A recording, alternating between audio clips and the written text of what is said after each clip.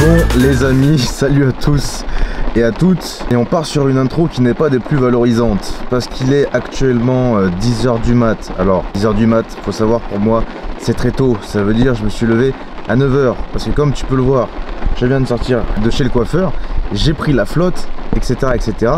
Magnifique. J'espère que vous allez bien, moi ça va au top.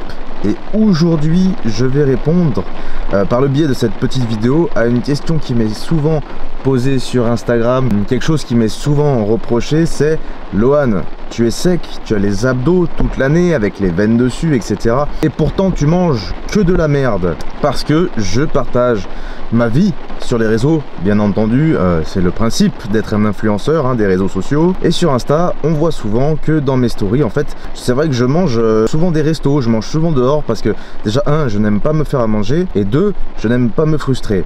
Et en plus de ça, vous avez pu voir que oui, effectivement, j'ai une bonne qualité musculaire toute l'année et donc sans me priver, et ça pose beaucoup d'interrogations. Et aujourd'hui, j'ai envie de vous dire que la diète ridinde, c'est terminé. Après ces explications, vous allez bien voir que cette putain de diète ridinde, c'est terminé parce que ma diète est fondée sur de l'expérience déjà, sur une réflexion et sur du vécu vraiment, donc de l'expérience x2, vu que j'ai essayé 2 fois de mettre en place cette entre guillemets cette stratégie.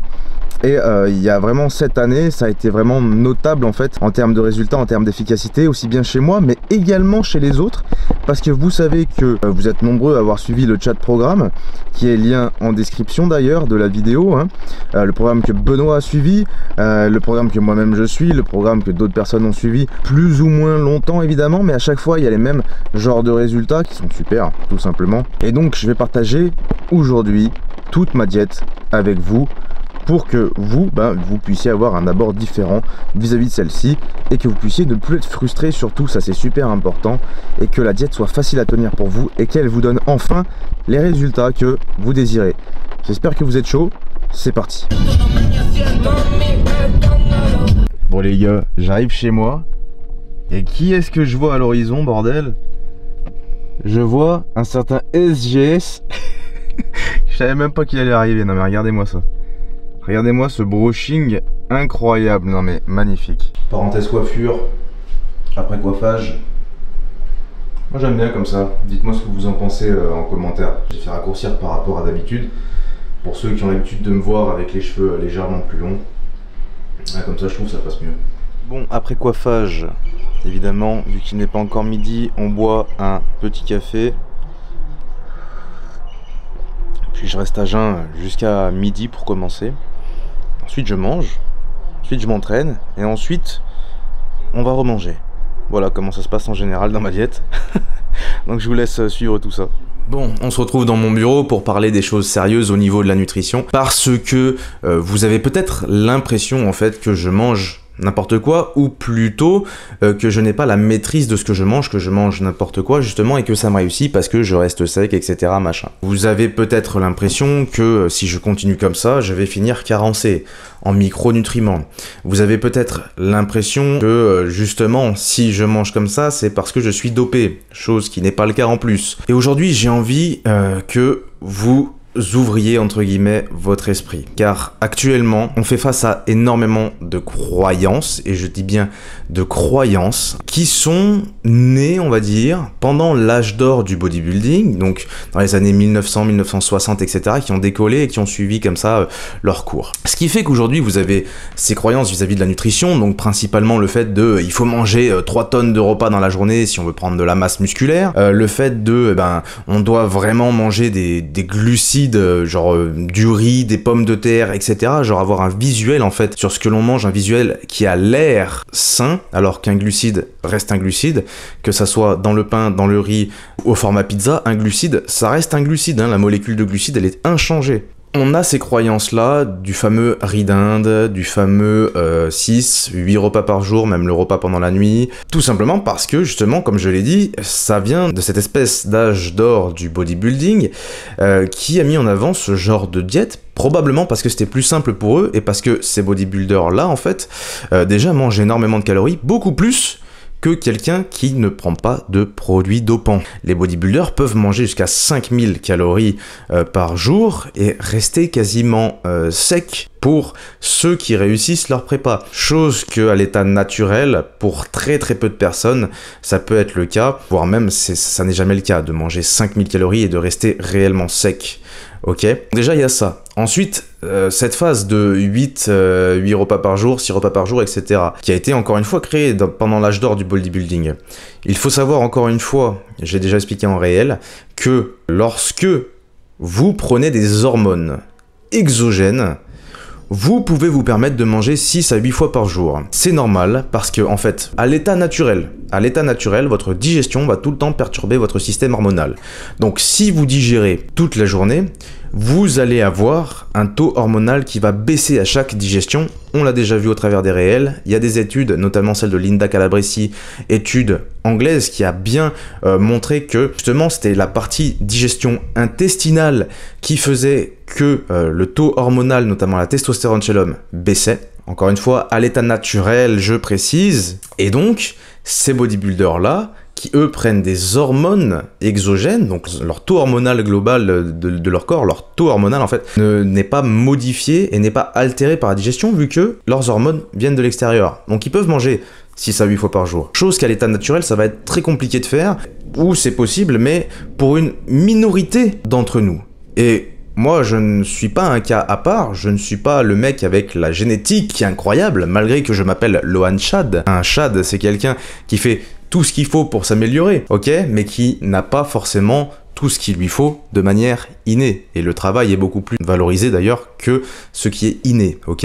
Et donc, en prenant cet aspect-là dans notre tête, le fait que justement cette diète en calories là super élevée avec beaucoup de repas, bien justement c'est applicable surtout chez ceux qui prennent des produits dopants. Et en connaissant notre physiologie, déjà vous comprenez qu'au moins vous mangez de repas dans la journée, au plus vous allez avoir un taux hormonal qui reste dans la fourchette haute. Ok, je dis pas qu'il faut se sous-alimenter, je dis pas qu'il faut jeûner H24, je dis juste qu'il faut réduire le nombre de repas. C'est le parti pris que moi-même j'ai décidé, et donc vous comprenez déjà que en mangeant uniquement 2 repas par jour, vous allez avoir des repas qui sont plus gros, et donc que vous allez pouvoir vous permettre plus de choses. C'est pourquoi je peux me permettre d'aller au restaurant très souvent, c'est parce qu'en fait, c'est 50% de mon apport calorique de la journée que je dois bouffer. Donc forcément, tu peux te permettre un restaurant lorsque c'est le cas, en admettant que tu n'aies pas fait le con pendant le repas du midi. Et c'est ça qui est très important. Nous sommes toujours sur une forme d'équilibre en fait, hein. Ça c'est un truc à prendre en compte aussi.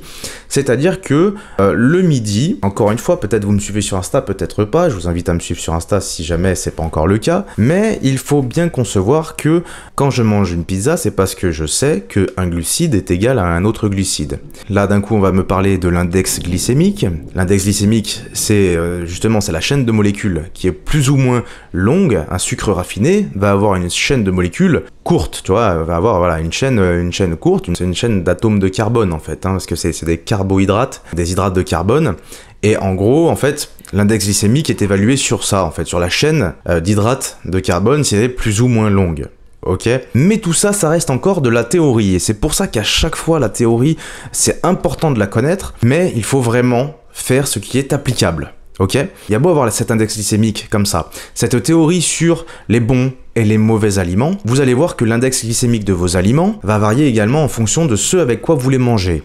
Admettons, vous mangez vos hydrates de carbone, donc vos glucides, avec des lipides ou avec des protes, c'est mieux avec des protes, hein, mais dans tous les cas vous aurez toujours les trois, c'est très difficile de faire sans lipides, etc.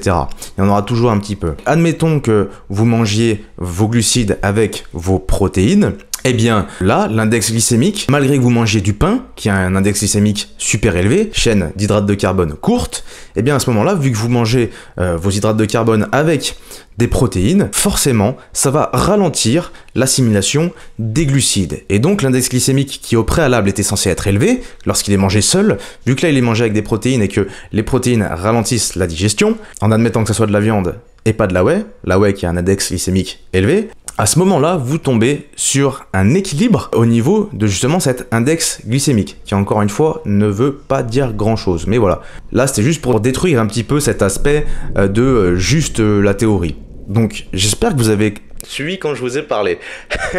Donc là maintenant vous avez compris que en ce qui concerne les croyances, etc., ne vous limitez pas à juste ce qu'on vous montre, etc. Évidemment tout le monde est est égal à moi, hein, attention, hein, vu que nous sommes tous plus ou moins influenceurs, nous sommes tous plus ou moins sur les réseaux sociaux. Je vous encourage vraiment à faire en sorte que la diète vous plaise et arrêter de bouffer ce putain de ridin H24, bien qu'il soit parfois très pratique et très économique. J'espère qu'avec cette petite parenthèse, vous avez un petit peu compris ma manière de fonctionner. J'espère que ça a mis un petit peu à jour vous-même votre mindset vis-à-vis de la nutrition. Dans tous les cas, ces fameux 2 repas par jour, c'est quelque chose qui est un petit peu difficile à tenir au début parce que vous pouvez avoir faim le matin si vous avez l'habitude de déjeuner, mais je vous promets qu'en l'espace de 3 jours, vous prenez l'habitude et après ça roule tout seul et après vous kiffez. Encore une fois, je rappelle ce qu'on a fait avec Benoît, 2 repas par jour, etc. C'est ce qui lui a permis de transcender son physique en l'espace de 3 mois. C'est vraiment, vous vous rendez compte, un changement physique comme ça en l'espace de 3 mois, c'est monumental. Moi-même, j'ai pu réellement changer de physique lorsque j'ai appliqué cette méthode des 2 repas par jour. On est passé d'un physique un peu voilé, très clairement, à un physique vraiment sec, hormones, etc. Vous avez vu mes prises de sang, etc. On est vraiment bien avec cette méthode-là. Aujourd'hui, on va pas faire exception. Il est midi 15. Jusqu'à là, je n'ai toujours pas mangé. J'ai bu juste mes cafés du matin parce que j'adore le café. Et nous allons aller manger ce premier repas de la journée qui va être très simple. Je vous étayerai un petit peu les calories qu'il y a dedans, etc. Du coup, c'est parti, premier repas de la journée. Et vous allez me suivre jusqu'à la fin de la journée pour également le dernier repas. Tout premier repas de la journée. Nous sommes à 120 g de riz, 200 g de dinde, 20 g de lait de coco. Parce qu'il y a du lait de coco curry dans ce riz somptueux, magnifique. Également, il y a une espèce de petite marinade sur ce poulet. Poulet qui est incroyable, qui est resplendissant, qui est luisant, qui est tout ce que tu veux. Et donc, vu qu'on a un minimum la maîtrise, là, de base, je sais ce que ça représente en termes de calories, mais je voulais noter carrément pour vous sur l'application MyFitnessPal. Alors évidemment, là, nous sommes en surexposition, surexposition magnifique.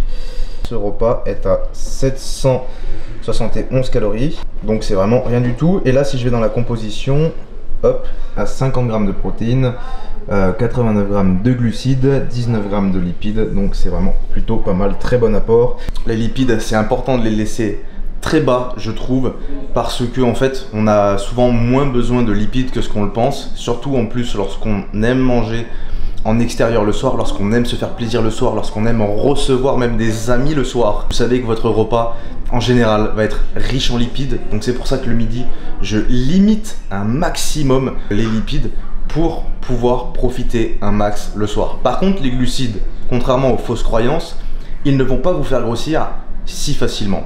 Par contre, ils vont avoir le mérite de bien remplir vos stocks d'énergie musculaire biodisponible, vos stocks d'ATP, adénosine triphosphate, et ça, ça c'est ce qu'on veut. Moi je préfère avoir l'air bien plein, bien dense, me sentir fort et avoir un minimum de graisse. N'oubliez pas ce que vous désirez pour votre corps, c'est exactement ce qu'il doit avoir dans votre assiette. Sur votre corps, qu'est-ce que vous voulez? Vous voulez beaucoup de muscles, beaucoup de protéines du coup. Vous voulez avoir l'énergie suffisante pour utiliser ces mêmes muscles, donc des glucides, adénosine triphosphate. Mais en revanche, vous voulez éliminer la matière grasse ou rester sec.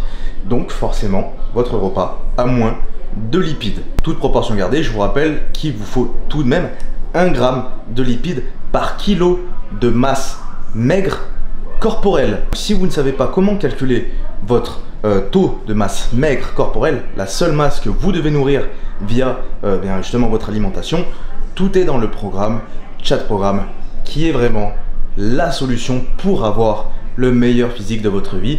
Je le dis, je le répète, je n'en doute pas un instant, vous avez des avant-après fabuleux. Vous en aurez encore et encore. Donc n'hésite pas à aller checker ce programme du temps qu'il est encore en promo, parce que ça va pas rester longtemps en plus.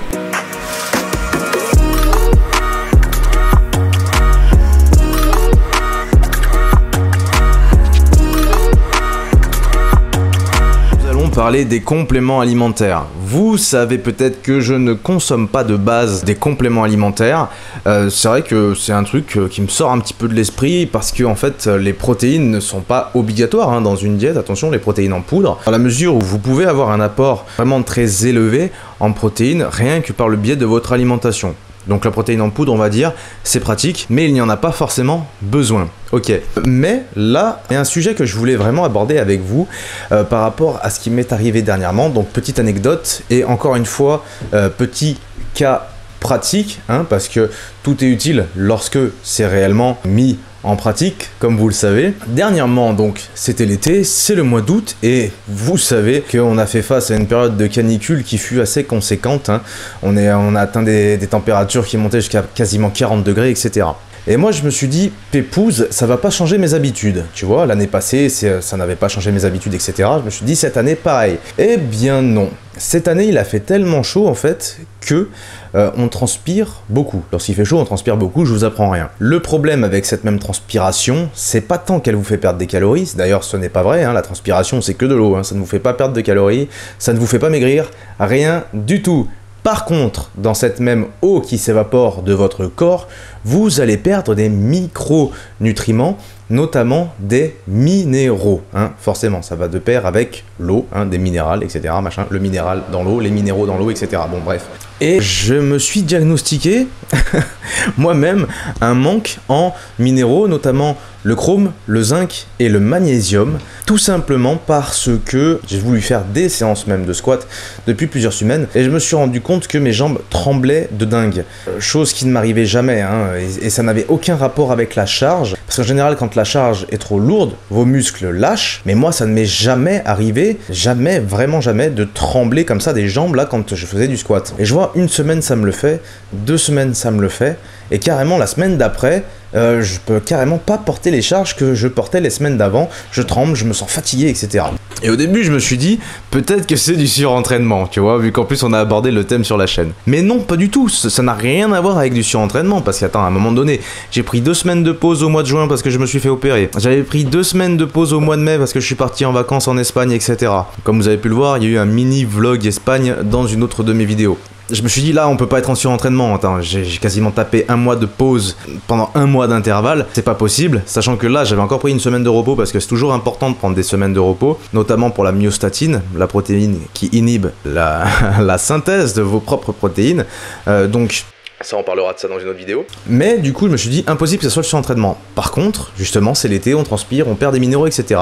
Et là j'ai eu l'idée de me complémenter en chrome, en zinc, en magnésium et en créatine, je crois, légèrement. Je me suis dit, au cas où, hein, pour voir le mélange avec un peu de créatine. La créatine, le principe, c'est que ça améliore en fait la synthèse des glucides en ATP, donc en énergie, encore une fois, musculaire. Ça, c'est important, mais la créatine n'a rien de magique, c'est un complément comme un autre. Et il y a des bienfaits au niveau de la santé, mais voilà. Je consomme du zinc, du chrome et du magnésium, et honnêtement, en 2-3 jours, c'est incroyable. Déjà je me levais, j'étais fatigué avant. Là je me lève, je pète le feu. Ma concentration est améliorée. Ma libido est plus haute. Parfois on a beau se dire que les compléments alimentaires ça sert pas à grand chose. Moi-même je ne suis pas sponsorisé par des compléments alimentaires. Là c'est pour ça que je n'en mets aucun en avant et je vous laisse faire vos propres choix. Mais en tout cas c'est quelque chose qu'on peut clairement mettre en avant vis-à-vis de la santé. Les minéraux justement c'est super important. L'hiver, vous allez plutôt être tendance à devoir consommer de la vitamine C et de la vitamine D parce que vous allez manquer de vitamine D l'hiver, vitamine D qui est synthétisée par votre peau grâce aux rayons UV du soleil. Donc ça c'était la parenthèse complément alimentaire, j'en consomme peu, mais quand j'en consomme, ce sont des compléments vraiment logiques, je ne surconsomme pas, je vais pas commencer à prendre des oméga 3 de merde, je vais pas commencer à prendre des pré-workouts de merde, je m'en fous. Par contre, je consomme ce qu'il faut pour la santé. Et la santé, c'est ça qui va faire que vous allez pouvoir perdurer dans cette pratique du sport. On veut du plaisir, on veut de la santé, on est là pour ça. Vous avez mes secrets pour ces 2 cas de figure. Maintenant, ça va partir en petit café et nous allons aller faire une séance upper ainsi qu'un entraînement cou. On va s'y remettre un peu parce que là, si ça continue, je vais avoir un coup de coq comme avant, ça va pas me plaire. 1 hour later. Les amis, on se retrouve au restaurant. Vous avez eu une petite ellipse narrative de la journée. Je suis allé à la salle, j'ai fait une séance upper ainsi qu'une séance cou. Comme vous le savez, j'entraîne le cou, c'est très plaisant. On est rentré de la salle et j'ai mangé, je vous avoue, j'ai pas pu me retenir, j'ai mangé une boule de glace noisette plus 30 grammes de whey, histoire de pas trop avoir faim pour ce soir parce qu'on est arrivé au restaurant sur les coups des 21h30. Et ce soir, j'ai décidé de prendre donc du saumon gravlax, pour ceux qui connaissent. un onglet de bœuf et des pommes de terre. Et donc, nous sommes pour le moment à 1680 calories. Et à quoi 600 calories. Les lipides ont monté d'un coup lorsque il y a eu le gravlax, l'onglet, etc. Il va y avoir des pommes de terre aussi. Les pommes de terre, c'est vraiment mon glucide préféré, c'est au-dessus du riz, mon gars. Donc voilà, en 2 repas, un repas au restaurant comme celui-ci ce soir, ça rentre très clairement dans les calories, donc faut pas se priver. Et il y aura un dessert. Attends, la coupe de champagne, c'est 70 calories. Donc en ce qui concerne le dessert, nous sommes sur un pavlova. Alors je connaissais pas du tout le dessert. Une portion égale 320 calories. 18 grammes de lipides, on va être un peu haut en lipides, mais on dépasse tout de même pas les calories de la journée, qui sont de environ 2500, et je ne suis qu'à 2237 calories. Donc clairement, il y a beau avoir 5 grammes de lipides dans la journée en trop, ça reste, c'est très léger. Je pense que vous-même, vous saurez faire la part des choses, ça reste très léger. On va déguster ça et je vais vous dire ce qu'il en est prochainement. Une meringue en fait.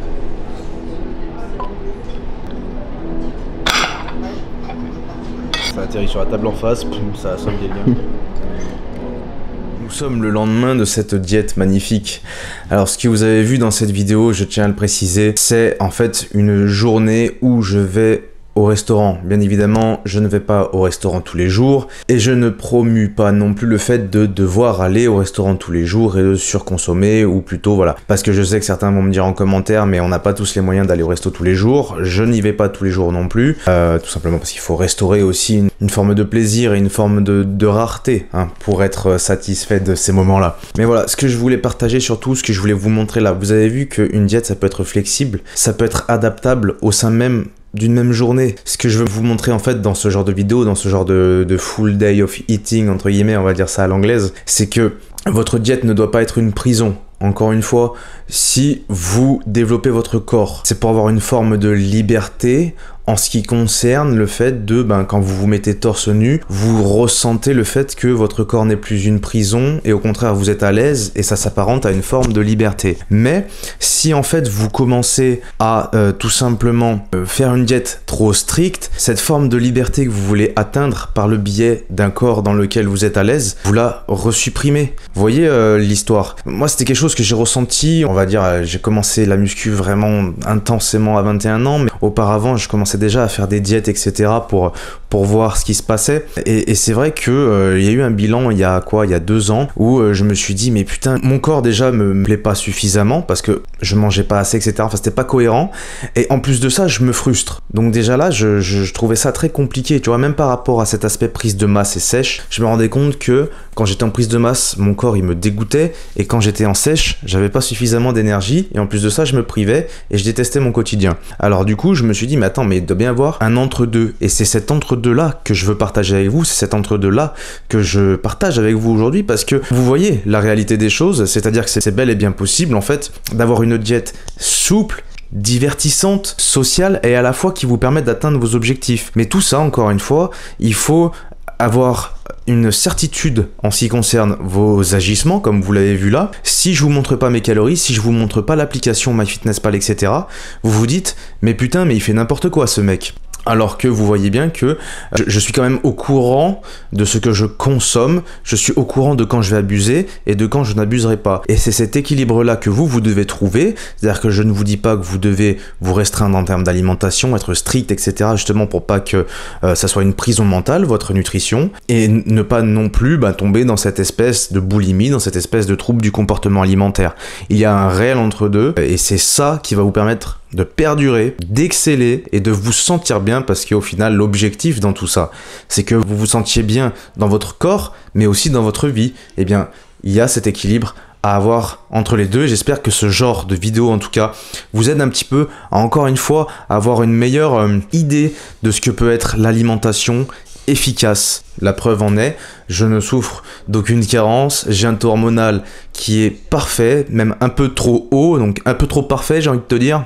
Non, je déconne, là après on va rester humble quand même, mais c'est une réalité tout de même. Mes performances sont là, j'arrive à entreprendre, j'arrive à travailler, j'arrive à faire mon sport, et cette sensation de liberté et d'aisance que j'ai envie que vous ayez aussi pour votre propre vie. Si en tout cas j'arrive à véhiculer cette espèce d'état d'esprit de par ma manière d'agir, eh bien j'en serai vraiment très heureux. J'espère que cette vidéo en tout cas vous aura plu. N'oubliez pas que pour sculpter votre mâchoire, avoir une mâchoire bien carrée et au passage me soutenir, c'est lien en description que ça se passe sur joedesign.fr. Et également vous avez accès à mon programme sur loanchad.com où là vous avez toutes mes méthodes, toute ma méthode vraiment bien étayée avec justement des plans alimentaires etc. que vous-même vous pouvez appliquer avec l'entraînement parfait et même la charge parfaite que vous devez utiliser pour vous-même vous entraîner et avoir les meilleurs résultats possibles. Si vous êtes intéressé, sur loanchad.com, bien entendu. N'hésitez pas à mettre un petit like, à vous abonner, et moi je vous dis à la prochaine pour une nouvelle vidéo.